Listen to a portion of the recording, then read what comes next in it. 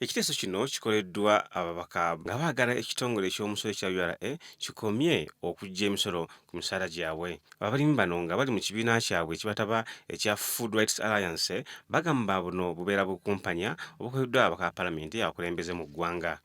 Agnes Kirabo akuye ekibiina kino agamba nti kigenda kubeera kizibu nnyo okubeera n'enkulaakulana ey'omuggundo okusaasaanira eggwanga yonna. Paalamenti bannaffe mwatukoze ekigambo kya buswavu nnyo, mwatulaze bwe mutava ku ggwanga lyammwe na kulumirira ggwanga lyammwe. Ekikolwa ky'abamemba ba Paalamenti okweggyako obuvunaanyizibwa bw'okuwa omusolo kikolwa ndowooza kiddirira kya butujju. Kubanga emabega gye muvuddeyo nga musuubiza bwe mugenda okukuba gavumenti ku nsoloboto ekole emirimu egigenda okukulaakulanya abalimi, okukulaakulanya abantu mu byalo. Gavumenti teyinza kukola mirimu egyo ng'esinziira ku nsimbi eziva ebweru kubanga abazituwa nazo bazituweerako obukwakkulizo. Erina kusinziira ku nsimbi ze tukuŋŋaanyiza wano. Mu mwaka ogumu bwe mwagala okudduka ne bilioni 49 n'ebitundu ebigwamu, mu buntu temubeera bankanya.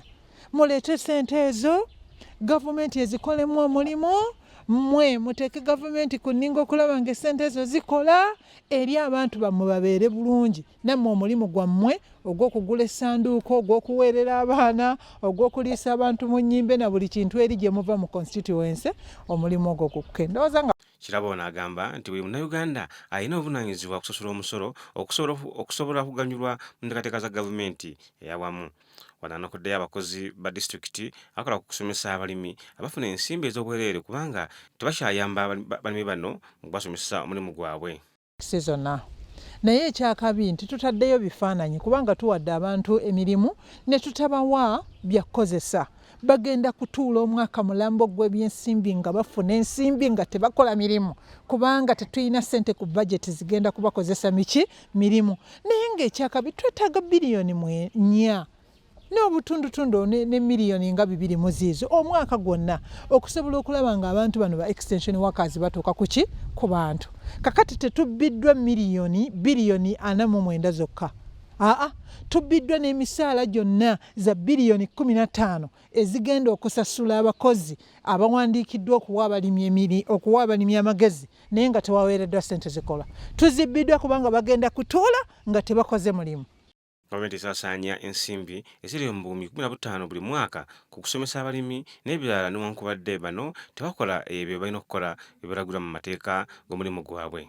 Kati bwe ntunula ku extension workers bandibadde bagenda ku byalo ne banyonyola ekirungi ki ekiri ku byobulimi nga bagenda ne ku masomero era bandibadde ne mu biseera eby'okusiga balabika naye tebalina ntambula.